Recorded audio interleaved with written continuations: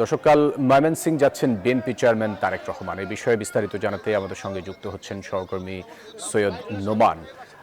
নোমান, তারেক রহমানের সফর ঘিরে কি বলছেন নেতাকর্মীরা, আর নিরাপত্তা ব্যবস্থা কেমন নেওয়া হয়েছে?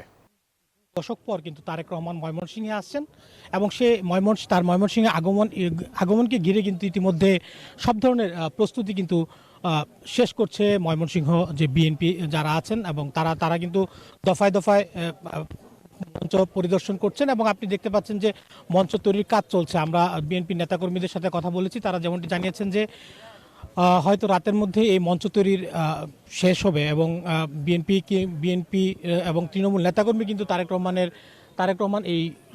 এই সফরকে ঘিরে কিন্তু ইতিমধ্যে উজ্জীবিত, এবং ময়মনসিংহে একটি কিন্তু সাজ রব কিন্তু বিরাজ করছে। এবং আমরা শুনেছি যে শহরে তারেক রহমানের সফরকে ঘিরে মাইকিং চলছে, এবং শুধু ময়মনসিংহে নয়, ময়মনসিংহের বিভাগের যে অন্যান্য 3টি জেলা রয়েছে তারাও কিন্তু নেতাকর্মীরাও কিন্তু এই ময়মনসিংহে আসছেন এই তারেক রহমানের সভাকে ঘিরে। আগামীকাল বেলা 2টায় কিন্তু তারেক রহমানের এই সমাবেশ হবার কথা রয়েছে।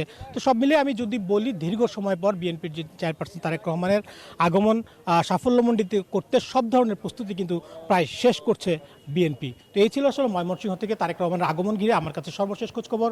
ফিরছি স্টুডিওতে ফয়সালের কাছে। নোমান, আপনাকে ধন্যবাদ।